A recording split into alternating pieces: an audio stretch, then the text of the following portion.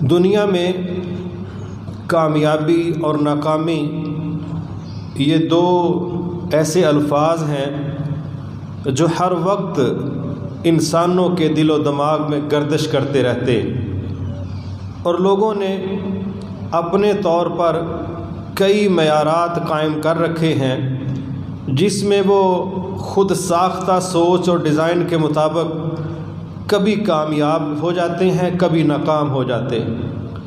لیکن جیسا کہ نبی صلی اللہ علیہ وسلم نے فرمایا کہ سب سے بہترین بات اللہ کی بات ہے، تو ہمارا یہ نظریہ ہونا چاہیے کہ کامیابی اور ناکامی وہی ہے جس کو اللہ کامیابی اور ناکامی قرار دے۔ ان کامیابیوں میں سے سورۃ المؤمنون میں شروع ہی میں اللہ تعالیٰ نے ایک جگہ فرمایا قد افلح المؤمنون، یقیناً بغیر کسی شک و شبہ کے مومن کامیاب ہو گئے۔ یہ اللہ تعالیٰ نے شروع میں جب یہ جملہ بیان کیا تو کامیابی کو ساتھ ہی اٹیچ کیا۔ کون کامیاب ہو گئے؟ مومن۔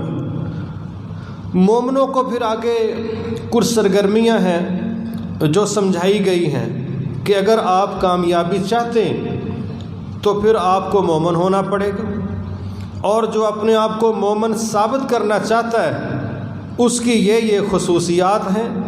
ان میں سے پہلی خصوصیت جو اللہ رب العزت نے سمجھائی، الذین ھم فی صلاتہم خاشعون، فرمایا ان کی پہلی خوبی یہ ہے کہ بطور مومن یہ نماز پڑھنے والے ہیں، اور صرف نماز نہیں پڑھتے، یہ نمازوں میں اس کی کیفیت کا، اس کے خشوع و خضوع کا لحاظ رکھنے والے ہیں، خیال رکھنے والے ہیں، اہتمام کرنے والے ہیں۔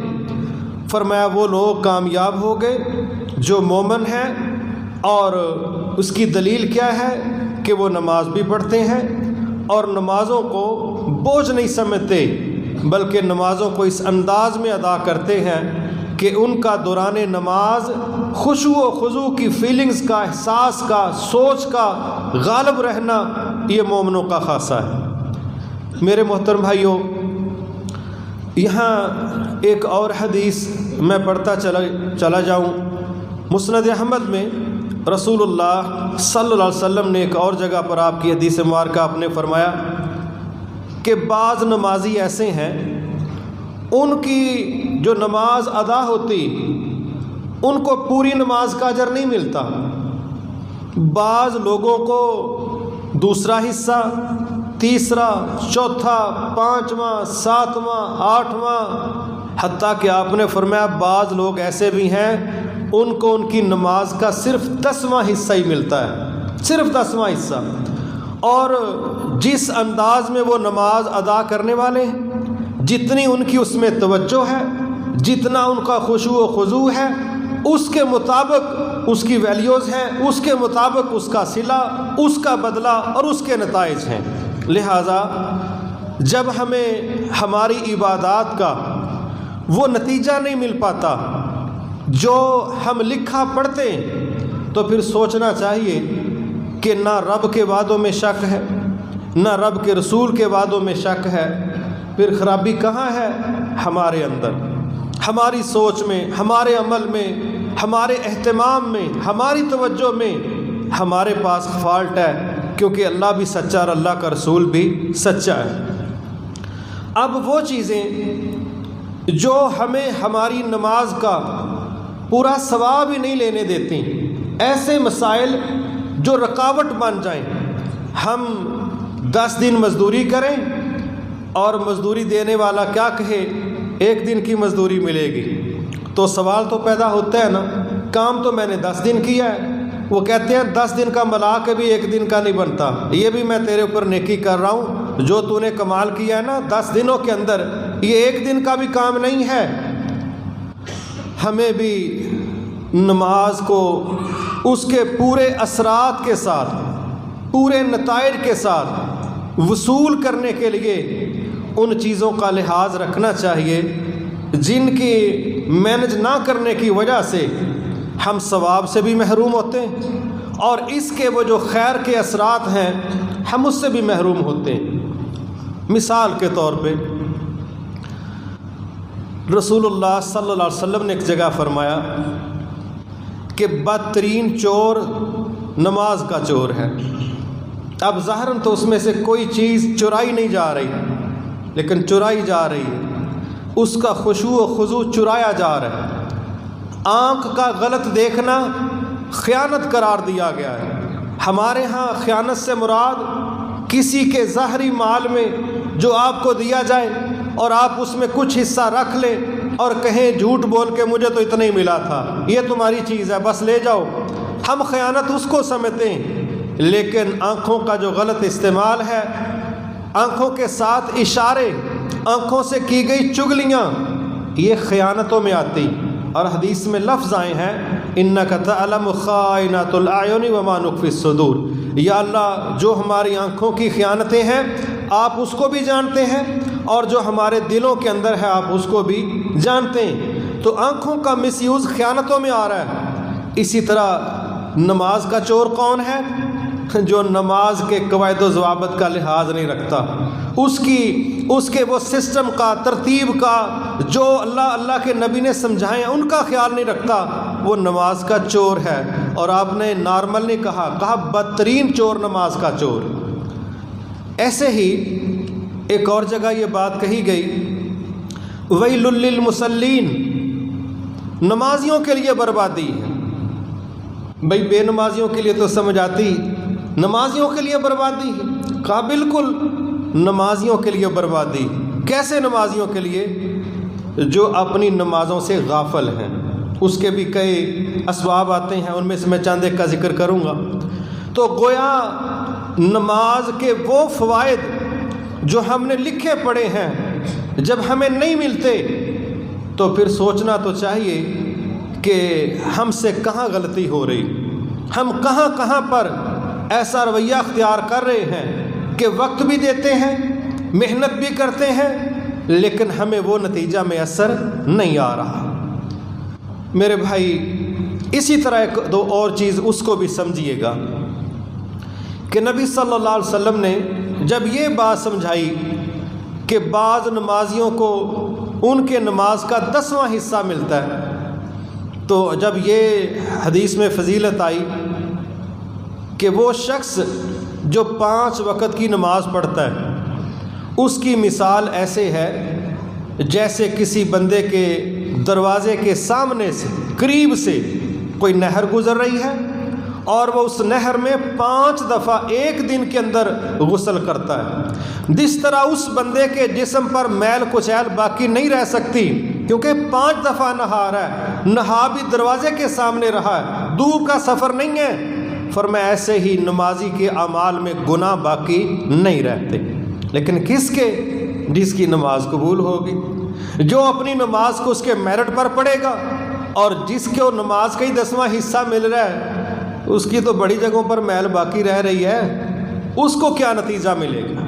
پھر ایک اور چیز ہمیں سمجھائی گئی، ان الصلاۃ تنہا عن الفحشاء والمنکر، بے شک نماز بے حیائی کے کاموں سے اور اللہ کی نافرمانیوں سے روکتی ہے، رکاوٹ ہے۔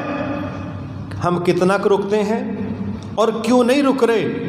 یہ سوالوں کے جواب کسی دوسرے نے نہیں دینے، ان کے جواب ہمارا ضمیر دے رہا ہے، لیکن ہم سن لیتے ہیں، ماننے کے لیے تیار نہیں کہ جو فارمولہ بتایا گیا تھا وہ نتائج نہیں ہے۔ تو میرے بھائی وہ چند چیزیں جن کا ہم اگر لحاظ رکھیں تو ہمارے رب کے بقول نمازوں میں خشوع و خضوع، یہ ضرورت ہے نماز کی، یہ ضرورت ہے نماز کے فوائد وصول کروانے کی، اور یہ ذمہ داری ہے ایک مومن کی کہ وہ نماز بھی پڑھے اور پڑھے بھی خشوع و خضوع کے ساتھ، یہ 2 حصے۔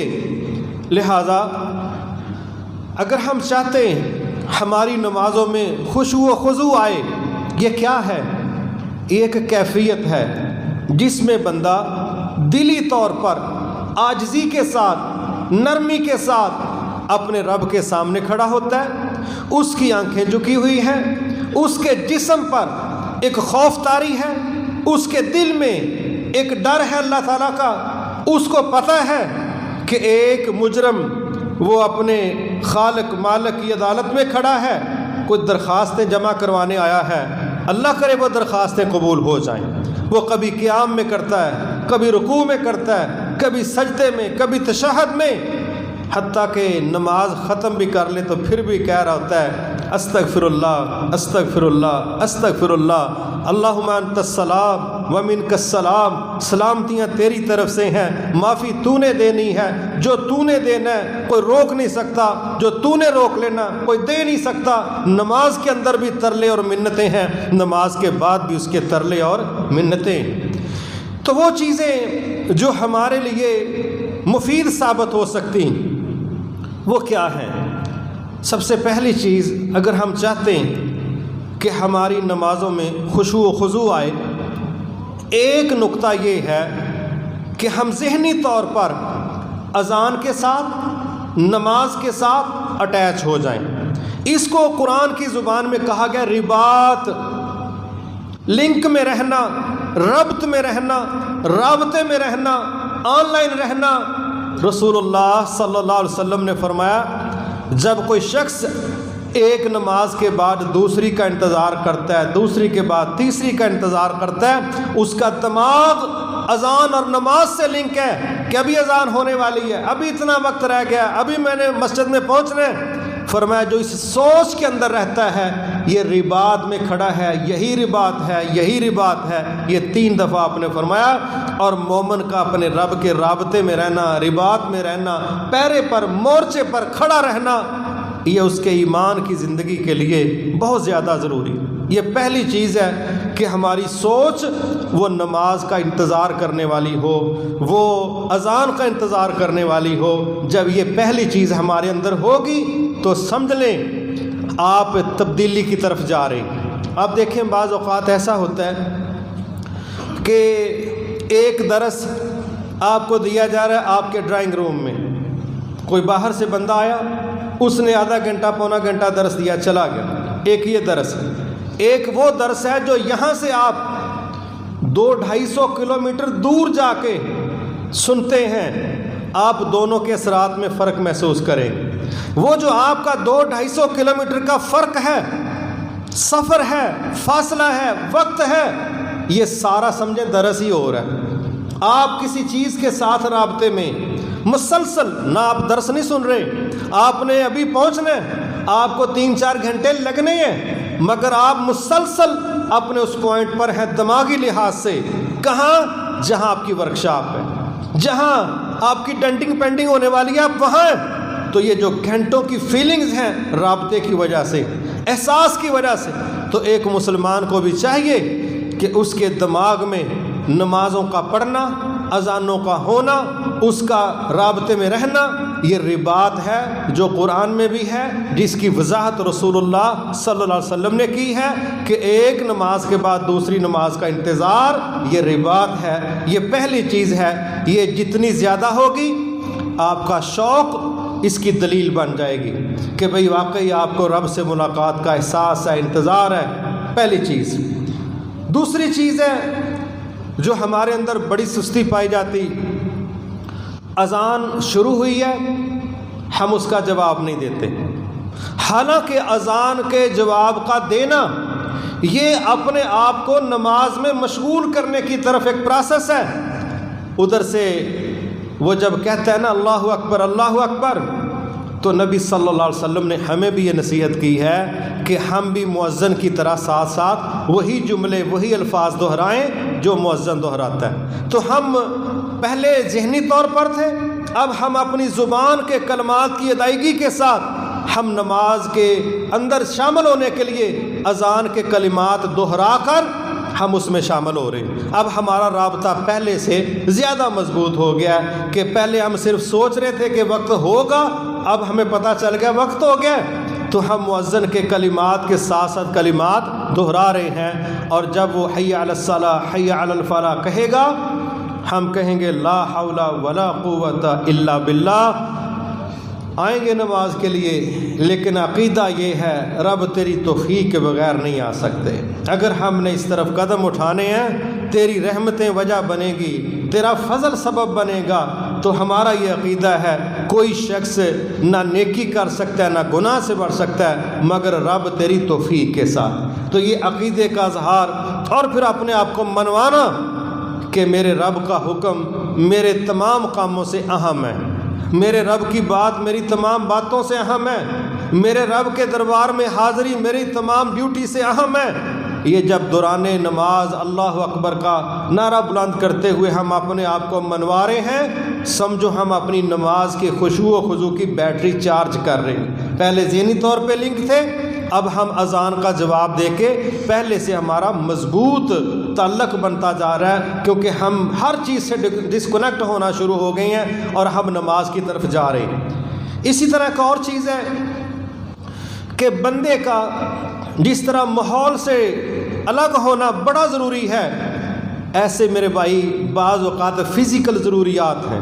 مثلا آپ کو واش روم جانے کی ضرورت ہے، بالکل یہ ضرورت روکے نہ، منع کیا رسول اللہ صلی اللہ علیہ وسلم نے کہ بھئی ہم کوئی رفع حاجت روک کے، کوئی پیشاب بولو براز کو روک کے تو ہم یہ سمجھیں کہ بھئی جماعت نہ گزر جائے۔ جماعت گزر دیا گزر جائے، اس کی گنجائش ہے کہ آپ بعد میں جماعت کروا لیں، آپ کو ایک رکعت ملے وہ پڑھ لیں، لیکن بے قراری کے ساتھ جان چھڑانے کے لیے نماز میں شامل نہ ہو۔ آپ کی فزیکل ضرورت ہے کہ آپ نے واش روم میں جانا ہے، تسلی کے ساتھ وہاں پر جائیں، جب آپ وہاں سے فریش ہو جائیں اس کے بعد آپ نماز کی طرف رخ کریں۔ اپنے جسم کو کسی دباؤ کا شکار کر کے آپ نماز کی طرف آئیں گے تو آپ کا خشوع و خضوع قائم نہیں رہے گا، یہ فطری سی چیز۔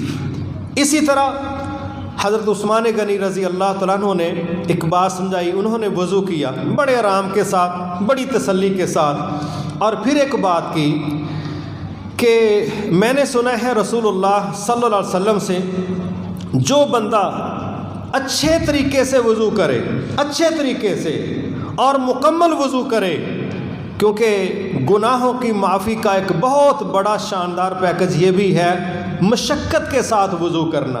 ہو سکتا ہے پانی کی کمی ہے، ہو سکتا ہے پانی ٹھنڈا ہی بہت زیادہ ہے، تو مشقت کے ساتھ اگر کوئی وضو کرتا ہے یہ اس کے گناہوں کی معافی کا بہت بڑا ذریعہ ہے۔ یہ بات رسول اللہ صلی اللہ علیہ وسلم نے سمجھائی۔ لہٰذا حضرت عثمان رضی اللہ عنہ کہتے ہیں کہ آپ صلی اللہ علیہ وسلم نے فرمایا اگر کوئی اچھی طرح سے وضو کرے اور پھر 2 رکعتیں اس طرح پڑھے کہ دل دماغ اس کا نماز میں ہی ہو، اللہ اس کے سابقہ گناہوں کو معاف فرما دیتا ہے۔ تو یہ 2 رکعتیں تو اگلا مرحلہ ہے، لیکن وضو پہلا مرحلہ ہے، تو بڑی تسلی سے وضو کرنا۔ اور تسلی کا مطلب یہ بھی نہیں ہے، تسلی کا مطلب یہ بھی نہیں ہے جو ہم دیکھتے ہیں اکثر کہ 4 بندوں کا، بلکہ میں تو کہتا ہوں مردے کو غسل دینے میں جتنا پانی لگتا ہے نا، ہمارے بعض سرکاریں جو ہے نا وہ اتنا پانی ایک وضو میں ضائع کرتے ہیں۔ ایڈی تسلی کا مطلب اے نہیں، صرف بیری کے پتے ہی رہ جاتے ہیں، باقی کوئی کمی نہیں رہتی۔ اتنا پانی استعمال کرنا یہ تقویٰ نہیں ہے۔ تمام بھائیوں سے میری گزارش ہے، رسول اللہ صلی اللہ علیہ وسلم نے دریا پر، سمندر پر بھی پانی ضائع کرنے کی اجازت نہیں دی، حالانکہ وہاں تو ہوتا ہی سمندر ہے۔ ہم مہذب لوگ بنیں، ہم ضرورت کا پانی کھولیں۔ بعض لوگوں نے اس میں انتہا پسندی کی، انہوں نے ٹوٹیاں ایسی لگوا دی، بندہ کہندا کیڑے عذاب چ پی گیا اتنے، ہن ٹوٹی نو دبا کے کھلوئیے کہ پانی کڈیے کیڑی، اے دوجے نو آندے تو ذرا دبائی میں وضو تے کر لا، اللہ کرے اتوں نکلیے۔ یہ مبالغوں سے بھی ہم بچیں کہ بندہ کہے جی ایک قطرہ بھی نہ گرے، نہیں، ہماری کوشش ہونی چاہیے کہ ہمارا پانی وضو کا ضائع نہ ہو۔ یقین کریں بچے کیا بڑے کا برش کر رہے ہیں، مسواک کر رہے ہیں، ٹوٹی پوری کھلی ہوئی ہے، اتنا پانی ضائع ہو رہا ہوتا ہے جس کی حد کوئی نہیں۔ میرا تو یقین کرے اخلاق ہی خراب ہو جاتا ہے جب میں دیکھتا نا اتنا نلکا کھول کے جناب ہم مسواک کر رہے ہوتے ہیں، ساتھ والے سے گمپے مار رہے ہوتے ہیں۔ یہ بالکل طریقہ درست نہیں۔ تسلی کا مطلب یہ بھی نہیں کہ پونا گھنٹہ واش روم میں لگے، پونا کا ہمارا وضو پہ لگے، 15 منٹ نماز میں لگے، رام کہ میں صحیح تسلی نہ وضو کیتا ہے، انج دا وضو تھی نہ کرو، مہربانی کرو، جس میں پانی بھی انتہا کا ضائع ہو جائے اور وقت بھی انتہا کا ضائع ہو جائے۔ اس سے مراد یہ نہیں ہے۔ تو تسلی سے وضو یہی کرنا ہے کہ پانی کو ضائع نہیں کرنا، آرام کے ساتھ اپنے تمام اعضاء ہیں ان کو دیکھیں کوئی خشک نہ رہ جائے۔ ایک دفعہ دھوئیں، 2 دفعہ دھوئیں، 3 دفعہ دھوئیں، بس یہی ہے، لیکن آپ کے اعضاء خشک نہ رہیں اچھے طریقے سے جب آپ وضو کریں گے، تو یہ بھی آپ کی نماز کے خشوع و خضوع میں انشاءاللہ اضافے کا باعث بنے گا۔ کئی لوگ آتے ہیں بڑی سپیڈ سے آئے، وہ اس طرح ہاتھ مارتے ہیں نا، پتہ چل رہا ہوتا ہے۔ آپ نے جب یہ بات کی نا کہ ہلاکت ہے ان لوگوں کے لیے جن کی وضو میں ایڑیاں خشک رہ جاتی ہیں، ہلاکت ہے، اس کا کیا مطلب ہے؟ بربادی ہے، تباہی ہے، نقصان ہے۔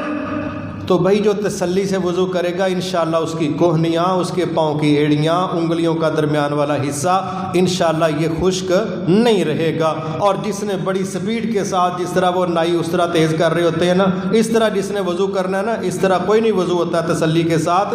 یہ بڑی دل جمی کا کام ہے، یہ اپنے آپ کو صاف کرنے کا کام ہے، جس میں مبالغہ بھی نہ ہو اور جس کے اندر سستی بھی نہ ہو۔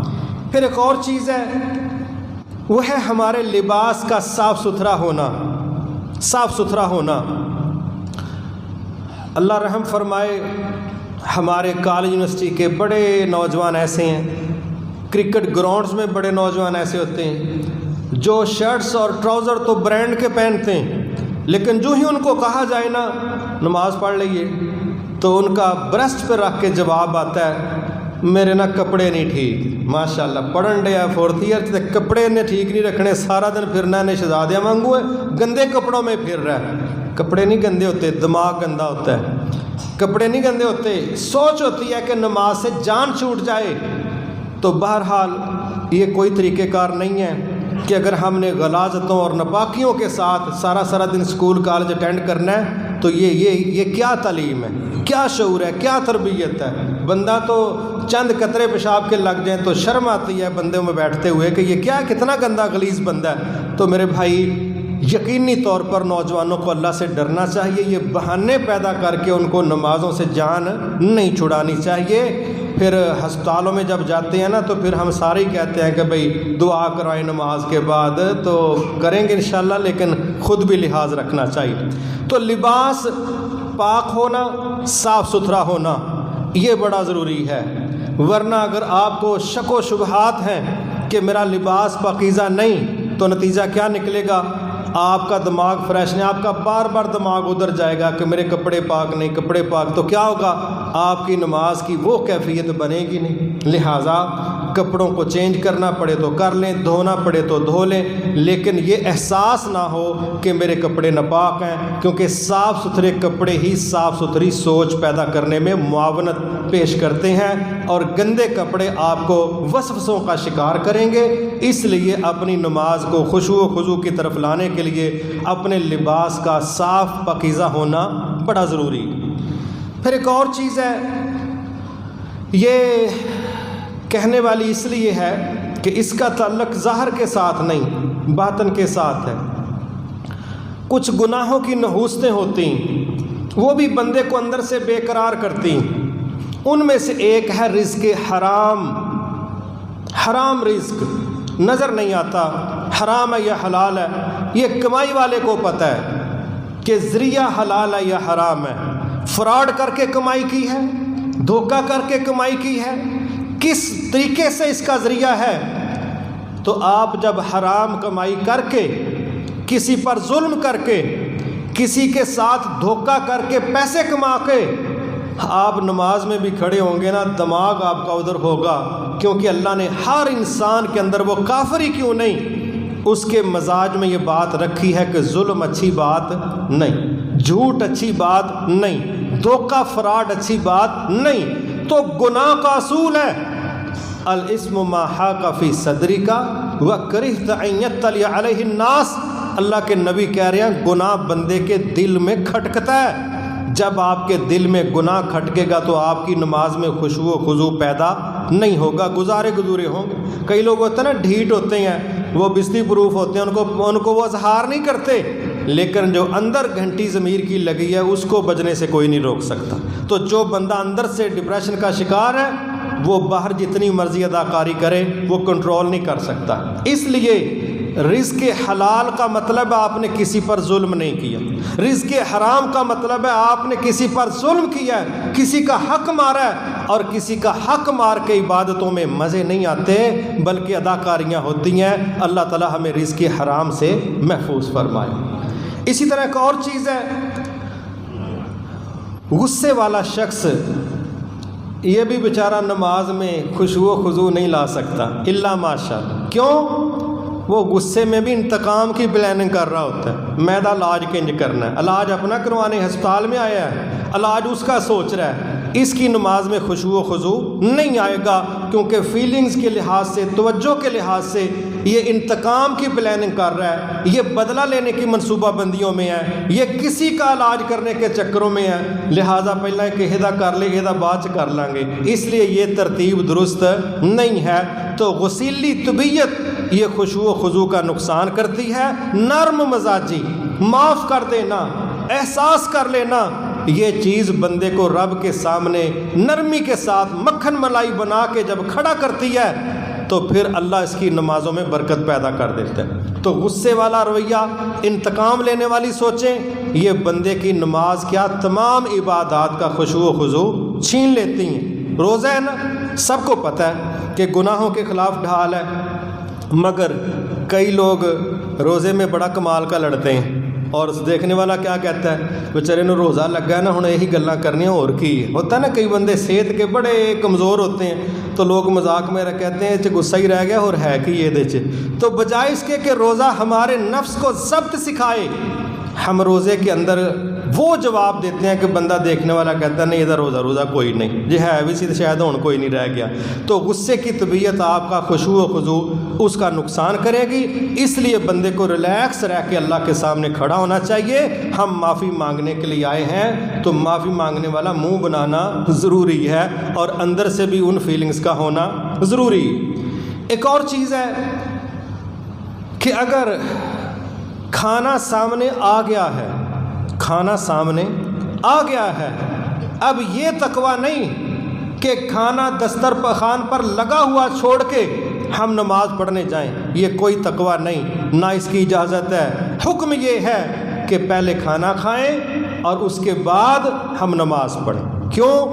کھانا کھانا بھی تسلی والا کام ہے اور نماز پڑھنا بھی تسلی والا کام ہے۔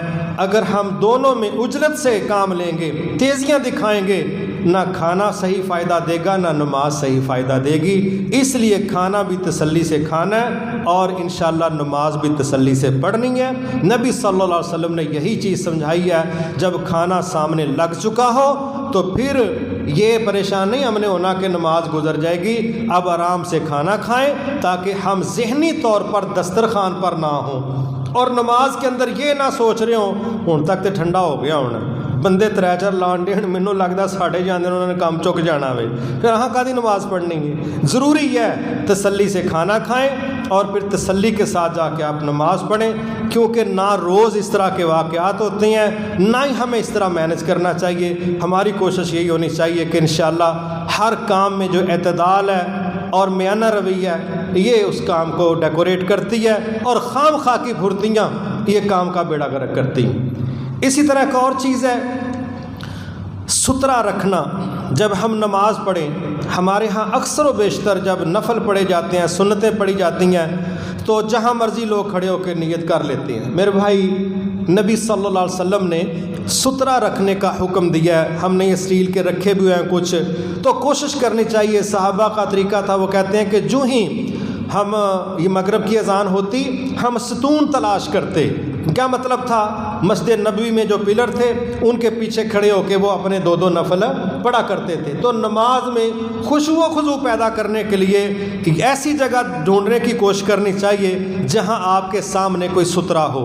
وہ بندہ بھی ہو سکتا ہے، بیٹھا ہوا ہے، اس کے پیچھے پڑھی جا سکتی ہے، پلر ہے، کوئی ویسے ستھرا کہیں میسر ہے، کوئی ایسی رکاوٹ جو ستھرے کے نام پر نارملی 1.5 فٹ اس کی ہائٹ ہونی چاہیے۔ یہ اس لیے ہے کہ یہ نماز کا حصہ ہے، سنت ہے، ایک ڈسپلن ہے نماز کا، اور انشاءاللہ اس کے بعد پھر ہم اپنی نماز میں توجہ زیادہ کر سکتے ہیں۔ یہ بھی نماز کے ابواب میں ایک ایسی چیز ہے جو ہمارے خشوع و خضوع میں انشاءاللہ اضافہ کر سکتی۔ ہمارے ہاں یہ پریشانی ہے، کئی بھائی ایسے ہیں بالکل جہاں پتہ چلتا ہے نا کہ ساری سپلائی لوگوں نے یہیں سے کرنی ہے، ہر بندے نے یہیں سے گزرنا ہے، وہ بالکل نہیں دیکھتے کامن سینس یوز کر کے کہ یار اس جگہ سے اگر تھوڑا سا میں ہٹ جاؤں تو میرا خیال ہے لوگ بھی تنگ نہ ہوں، ہم بھی نہ ہوں۔ اب ہوتا کیا ہے کہ گزرنے والوں کی اکثریت کیا سمجھتی ہے، یہ کون آتا ہی تھے کہ لوگ نماز پڑھو، میں ہن کھلو رہا تھے، نہیں، یہ بھی غلطی کر رہا ہے۔ نبی صلی اللہ علیہ وسلم نے جس روایت میں نمازی کے سامنے گزرنے سے منع کیا تو آپ نے کہا کہ اگر آپ نماز پڑھ رہے ہیں، کوئی آپ کے سامنے سے گزر رہا ہے تو آپ اس کو روکیں، اگر وہ نہیں رکتا تو ایک روایت میں تو یہاں تک آتا ہے کہ اس کو زبردستی روکیں، وہ شیطان ہے، یہاں تک کہا گیا۔ اور دوسری طرف گزرنے والے کو کیا کہا گیا؟ جس صحابی نے یہ روایت پیش کی وہ کہتے ہیں مجھے یہ نہیں یاد رہا کہ 40 دن کی بات ہوئی ہے یا 40 سال کی بات ہوئی ہے، البتہ یہ مجھے یاد ہے کہ نبی صلی اللہ علیہ وسلم نے فرمایا کسی نمازی کے سامنے سے گزرنے کا جو گناہ ہے اگر تمہیں پتہ چل جائے تو آپ 40 دن یا 40 سال وہاں سٹے کرنا زیادہ مفید سمجھیں، مناسب سمجھیں بنسبت اس کے کہ آپ اس کے آگے سے گزر جائیں۔ وہ کہتے ہیں مجھے یہ نہیں یاد رہا، دنوں کی بات ہے، سالوں کی بات ہے، 40 کا ڈیجٹ مجھے یاد ہے۔ تو نمازی کے سامنے سے گزرنے سے ہمیں پرہیز کرنا چاہیے دونوں فریقوں کو۔ جو پڑھنے والا ہے وہ بھی تھوڑا سا دماغ استعمال کرے کہ کہاں سے لوگوں نے اکثر گزرنا ان کی مجبوری بن رہی ہے، اور جو گزرنے والا ہے 2-4 منٹ کا ہی مسئلہ ہوتا ہے، یہاں کون سا کوئی بندہ کہے بھائی یہاں تو 3-4 گھنٹے لگ جانے، تھوڑا سا وقت ہے، صبر ہونا چاہیے طبیعتوں میں۔ اسی طرح نماز پڑھنے والا وہ بھی جگہ کا احساس کریں اور جنہوں نے گزرنا ہے وہ بھی تھوڑی توجہ کریں تاکہ نہ ہم گزر کے گناہ گار ہوں اور نہ اس بندے کی نماز کا خشوع و خضوع خراب ہو۔ تو یہ سترے کا استعمال بھی نبی صلی اللہ علیہ وسلم نے اپنی نمازوں کو بہتر بنانے کے لیے ایک حصہ قرار دیا ہے۔ اسی طرح ایک اور چیز ہے، یہ حدیث بھی مسند احمد میں ہے، نبی صلی اللہ علیہ وسلم نے فرمایا کہ نماز ایسے پڑھو کہ جیسے آپ کی آخری نماز ہے۔ میرے بھائی، آخری کوئی بھی مرحلہ ہوتا ہے نا کسی کام کا، ہر بندہ چاہتا ہے کہ فنشنگ کمال کی ہونی چاہیے، آخری ٹچ بہت اچھا ہونا چاہیے، بندے کو کام کو اینڈ کی طرف لے جاتے ہوئے بہت زیادہ خوبصورتی اختیار کرنی چاہیے۔ یہ اس لیے ضروری ہے کہ ہم جب اپنی نماز کو آخری سمجھ کے پڑھیں گے کہ بھئی اگلی کا تو کنفرم ہے ہی نہیں، ہو سکتا ہے یہی نماز آخری ہو۔ کتنے ایسے خوش نصیب ہیں واقعی وہ نماز کی حالت میں ان کی جان قبض ہو گئی۔ بڑے لوگ ایسے ہیں، ویڈیوز ان کی مل جاتی ہیں، فوت ہو جاتے ہیں نماز پڑھنے کے دوران۔ کئی ایسے لوگ ہیں پڑھ کے گئے ہیں فوت ہو گئے ہیں، کئی ایسے لوگ ہیں پڑھنے آ رہے ہیں تو فوت ہو گئے ہیں۔ اللہ کے پاس ہر کسی کا وقت طے ہے، تو پتہ کسی کو بھی نہیں کہ آخری وقت کس کا ہے، لیکن اس سوچ کے ساتھ اگر ہم نماز پڑھیں کہ یہ میری آخری نماز ہے تو یقین کریں 5-7 منٹ ہی زیادہ لگنے ہیں اور تو لمبا کام نہیں، مگر ہمارا خشوع و خضوع انشاءاللہ بہت بڑھ سکتا ہے، اور جو ہم اپنی نماز کا ریٹرن لینا چاہتے ہیں امید ہے کہ انشاءاللہ وہ پہلے سے زیادہ ملے گا۔ اسی طرح ایک اور چیز سمجھنے والی ہے، وہ بھی بڑی اہم ہے کہ نماز کے دوران اللہ کا خوف، اللہ کے عذابوں کا احساس، جہنم کے تذکرے اور جنت کی نعمتیں یہ بھی ہمارے دماغ میں چلنی چاہیے کہ گناہوں کی معافی کے ساتھ کیا کچھ جڑا ہوا ہے اور سزاؤں کے ساتھ کیا کچھ جڑا ہوا ہے، کیونکہ انسانی مزاج ہے یہ لالچ کے ساتھ بھی متوجہ ہوتا ہے، خوف کی وجہ سے بھی متوجہ ہوتا ہے۔ تو جب یہ یدعون ربہم خوفا وطمعا، اللہ کے بندے اللہ کو پکارتے ہیں خوف کے ساتھ بھی لالچ کے ساتھ بھی، جب یہ دونوں احساس دماغ میں ہوں گے تو امید ہے کہ ہماری نماز میں انشاءاللہ پہلے سے توجہ بڑھ جائے گی۔ نبی صلی اللہ علیہ وسلم کا ایک اور طریقہ بھی ملتا ہے، گو کہ وہ نفلی نماز میں، وہ یہ ہے کہ آپ نے ایک رات ایک ہی آیت ساری رات پڑھی، ایک ہی آیت قیام میں، یا اللہ یہ تیرے بندے ہیں، اگر تو بخش دے تو یہ تیرے بندے ہیں، اگر تو عذاب دینا چاہے تو تو ہر شے پر قادر ہے۔ ایک آیت کو بار بار اتنا پڑھا گیا کہ اس احساس کے ساتھ کہ جس میں بندہ رب سے انڈائریکٹ منتیں کر رہا ہوتا ہے کہ مہربانی کریں، معاف کر دیں تو مہربانی ہے، عذاب دیں گے تو آپ ہر چیز پر قادر ہیں. یہ بات آپ نے ساری رات اپنے رب کے سامنے کی. ہماری بھی کوشش ہونی چاہیے. بالخصوص میں اکیلے کی نمازوں کی بات اس میں کر رہا ہوں کہ ہماری نماز میں قیام لمبے، رکوع لمبے، سجدے لمبے، یہ اپنی ذاتی نماز میں. جماعت کی بات نہیں میں کر رہا، جماعت کی نماز مختصر ہی ہے، یہ رسول اللہ صلی اللہ علیہ وسلم نے سمجھائی ہے. کیونکہ فرض نماز میں رسول اللہ صلی اللہ علیہ وسلم نے فرمایا کہ بعض اوقات بوڑھے بھی ہوتے ہیں، ضرورت مند بھی ہوتے ہیں، عورتیں بھی ہیں، بچے بھی رو پڑتے ہیں، چلتا ہے. تو ذاتی انفرادی جب آپ نماز پڑھ رہے ہیں تو اس میں تو اللہ کے نبی نے کئی سپارے ایک ایک رکعت میں پڑھے. تو ہماری نماز میں جتنا لمبا قیام، رکوع، سجدہ ہوگا انشاءاللہ ہماری نماز میں اتنا خشوع و خضوع بڑھ جائے گا. پھر آپ نے یہ بات بھی سمجھائی کہ سجدے میں انسان سب سے زیادہ رب کے نزدیک ہوتا ہے، تو تم سجدوں میں بہت زیادہ دعائیں کیا کرو. پہلے ہم وہ تسبیحات کر لیں جو ہم نے سجدے میں کرنی ہوتی ہیں. وہ تسبیحات پڑھنے کے بعد جو سنت سے ثابت دعائیں ہیں عربی میں، ہمیں وہ اپنے رب سے بہت زیادہ کرنی چاہیے. انشاءاللہ اللہ تعالیٰ اس کے بہت اچھے نتائج دے گا. کیونکہ نبی صلی اللہ علیہ وسلم نے ایک تو یہ کہا کہ بندہ سب سے زیادہ رب کے نزدیک حالت سجدہ میں ہوتا ہے، اور دوسرا یہ کہا کہ سجدے میں زیادہ سے زیادہ دعائیں مانگا کرو. یہ حالت اللہ کو بہت زیادہ پسند ہے. پھر ایک اور چیز ہے، وہ بڑی توجہ طلب ہے کہ ہم اپنی نمازوں کا ترجمہ یاد کر لیں. ترجمہ دیکھیں، صحیح حدیث ہے، قدسی ہے.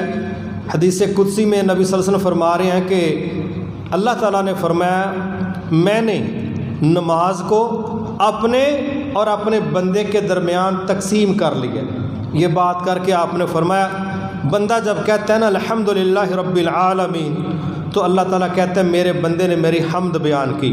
وہ کہتا ہے الرحمن الرحیم مالک یوم الدین، تو اللہ تعالیٰ کہتا ہے میرے بندے نے میرے جلال کا اقرار کیا، میری قوتوں کو تسلیم کیا. پھر آپ کیسے اللہ تعالیٰ کہہ رہا ہوتا ہے کہ اے میرے بندے یہ تو سارا کچھ میرے لیے ہے، تیرے لیے کیا ہے، تجھے کیا چاہیے. پھر وہ کہتا ہے ایاک نعبد و ایاک نستعین، یا اللہ چونکہ عبادت صرف آپ کی کرتے ہیں اس لیے مدد بھی صرف آپ سے مانگتے ہیں. کس سلسلہ میں مدد چاہیے؟ سب سے زیادہ مدد چاہیے سمت کے تعین میں. ہمیں پتہ ہی نہیں صحیح راستہ کون سا ہے، درجنوں راستے ہیں، کم از کم 73 ٹریک ہیں، ہمیں نہیں پتہ کہ اس ٹریک پہ ہم نے چلنا ہے. اہدنا الصراط المستقیم، یا اللہ سیدھے راستے کی ہدایت دے دے، اس کی رہنمائی دے دے، اس کی توفیق دے دے، اس پر استقامت دے دے. ان لوگوں کا راستہ جن پر چلنے والوں کو تو نے انعامات سے نوازا ہے. یا اللہ ان لوگوں کے راستے پر چلنے نہ دینا جن پر تیرا غضب ہوا، یا جو خود ڈی ٹریک ہوئے، جن کی اپنی کوئی منزل نہیں. یا اللہ ان کے راستے سے ہمیں محفوظ فرمانا.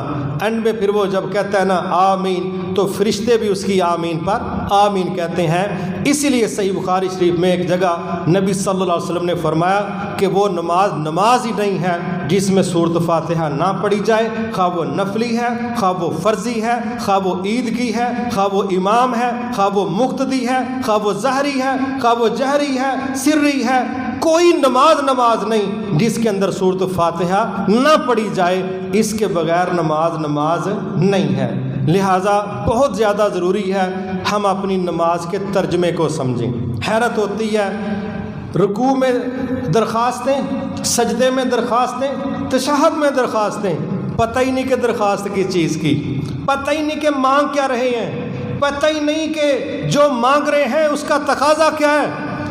اللہ کی قسم اگر ہم لوگ اپنی نمازوں کو ترجمے سے پڑھ کے اللہ سے ڈر کے قبول کر جاتے، کم از کم کلمہ پڑھنے والے رب کے ساتھ کسی دوسرے کو کبھی شریک نہ کرتے، کبھی شریک نہ کرتے. ہمیں عام محفلوں کا پتہ ہے، ایک بندے کا ڈبل بیانیہ سامنے آ جائے نا، دو رخ اس کے سامنے آ جائے. ادھر گیا تو اس کو کہا میں تمہارا ہوں، ادھر آیا تو کہا میں تمہارا ہوں، اور وہ یہ ہو جائے ٹریس، تو مجلس میں اس بندے کے پلے کچھ نہیں رہتا.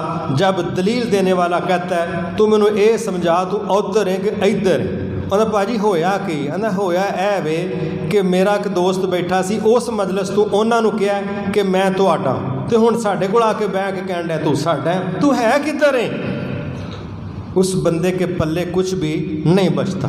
جب بندہ نماز میں کہتا ہے نا کہ یا اللہ صرف تجھ سے مدد مانگتے ہیں، اور یہاں سے نکل کے پھر اور بھی کئی لوگوں کو کہتا ہے مخلوقات میں سے کہ تسی بھی ذرا کچھ کرے ہو، تو یہ چیزیں جس طرح دنیا میں بندے کو ذلیل کر دیتی ہیں، یہ ڈبل سٹیٹمنٹ رب کے ہاں بھی بندے کو ذلیل کر دیتی۔ اس لیے جب ہی کا لفظ ہے تو بس پھر ہی ہے، عبادت بھی صرف اللہ کی ہی ہے اور مدد بھی صرف اللہ ہی سے ہے۔ جملہ یہ ہے ایاک نعبد و ایاک نستعین، اللہ صرف تیری عبادت کرتے ہیں اور صرف تجھ سے مدد مانگتے ہیں۔ یہاں ہی کا لفظ ہے، صرف کا لفظ ہے، یہاں بی کا لفظ نہیں ہے۔ یہ دنیا کی کسی کتاب میں کسی جگہ پر یہ لفظ نہیں ہے بی کا استعمال کیا جائے، ہی کا لفظ ہے، صرف کا لفظ ہے۔ اللہ کے علاوہ نہ کسی کی عبادت ہے، نہ کسی سے مدد کا سوال ہے، نہ صحابہ نے یہ انداز اختیار کیا، نہ رسول اللہ صلی اللہ علیہ وسلم نے اس کی کوئی گنجائش دی۔ یہ کئی 100 سال گزرنے کے بعد اللہ معاف فرمائے جن لوگوں نے شرک کے وارث سے اپنے آپ کو گندہ کیا تھا، انہوں نے پھر یہ توضیحات، تعویلات اور پتہ نہیں کون کون سے مطلب نکالے، ورنہ دو ٹوک آیت کا واضح مطلب ہے کہ اللہ کے علاوہ عبادت کسی کی نہیں اور اللہ کے علاوہ کسی دوسرے سے مدد کا سوال اور اس کا تصور بھی نہیں ہے۔ لہٰذا ہم اپنی نمازوں کو پورے نظریے کے ساتھ پڑھیں، جس طرح قنوت نازلہ میں اور دعائے قنوت میں کتنی بڑی بات کہی جاتی ہے، وہاں یہ جملہ بولا جاتا ہے انک تقضی ولا یقضی علیک، یا اللہ میری زندگی کیا ساری کائنات میں فیصلے تیرے ہی چلتے اور تیرے اوپر کوئی دوسرا وجود، کوئی دوسری ہستی اپنے فیصلے مسلط کرنے والا ہے ہی نہیں۔ آیا رب میرا عقیدہ ہے انہ لا یذل من ولیت ولا یعز من عادیت، یا اللہ جس سے تو دشمنی کرے اس سے ساری دنیا مل کے پروٹوکول دے اس کو کوئی عزت نہیں دے سکتا، اور جس سے تو محبت کرے اسے ساری دنیا مل کے ذلیل کرنے کی کوشش کرے تو اس کو ذلیل نہیں کر سکتے۔ یہ ہم دعائے قنوت میں پڑھتے ہیں۔ اگر ہم اپنی نماز کو ترجمے سے پڑھیں، ہم مخاطب ہو رہے ہیں اپنے رب کے ساتھ قدم قدم پر، یہ چاہیے، یہ چاہیے، میرا یہ مسئلہ، میرا یہ مسئلہ، انشاءاللہ پھر ہماری نماز میں خشوع و خضوع بھی بڑھ جائے گا، اور اس کے ساتھ ساتھ ہماری نماز کے وہ فوائد جو قرآن و حدیث میں مذکور ہیں، امید ہے انشاءاللہ وہ زیادہ سے زیادہ فوائد ہم سمیٹنے میں کامیاب بھی ہو جائیں گے۔ اسی کا ایک حصہ ہے میرے محترم بھائیوں، وہ یہ ہے کہ آج کل جس چیز نے ہمیں بہت ڈسٹرب کیا ہے وہ ہے ہمارا سیل فون، موبائل۔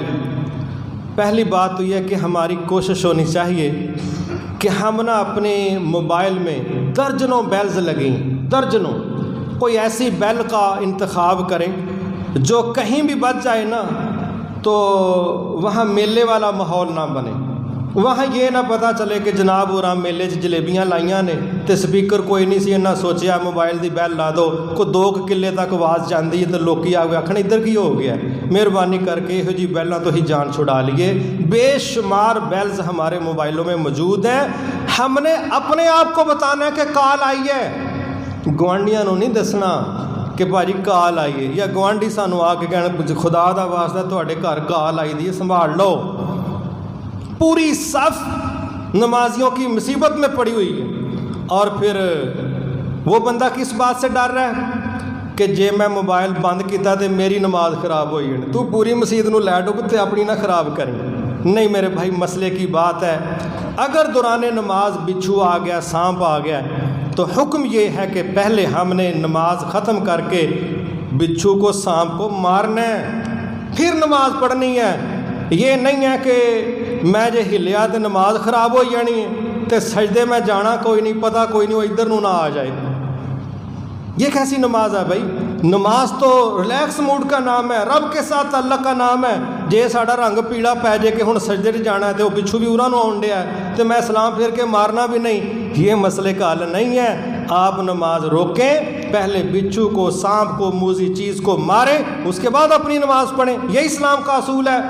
تو موبائل کی بیل بھی اگر بج جائے کوئی پریشانی والی بات نہیں، بس اینا نہ کریو کہ تسی ہن باقاعدہ موبائل سامنے کڈو پھر نمبر ویکھو پھر آکھو کہ اے بیوقوف نے دوران نماز ہی کر چھڑیا۔ ایڈی لمبی کہانی کوئی نہیں، بس پکڑو اس کا گلا دبا دو، بات ختم ہو گئی۔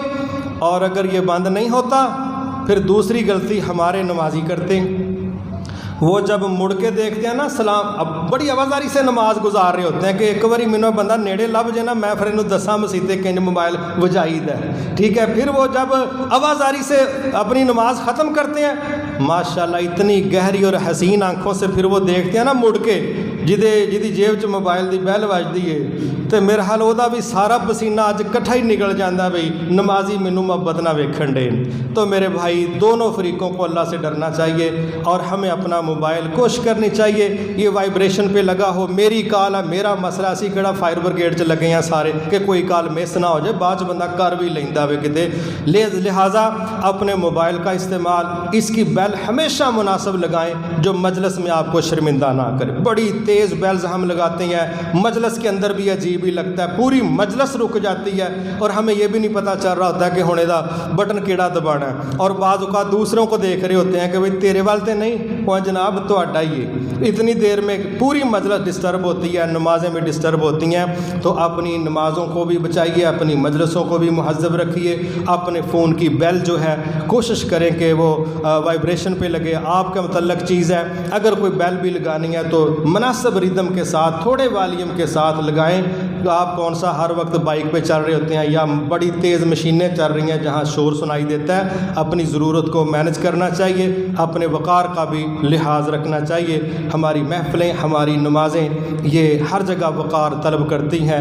امید ہے ان چیزوں کا جب ہم خیال رکھیں گے تو انشاءاللہ ہماری نمازیں خشوع و خضوع والی ہوں گی اور اس میں انشاءاللہ ہمارا رب ہمیں معاف بھی فرما دے گا، اس کا اجر بھی انشاءاللہ پورا دے دے گا اور اس کی جو برکات ہیں وہ بھی اللہ ہمیں پوری دے دے گا۔ وما توفیقی الا باللہ العلی العظیم۔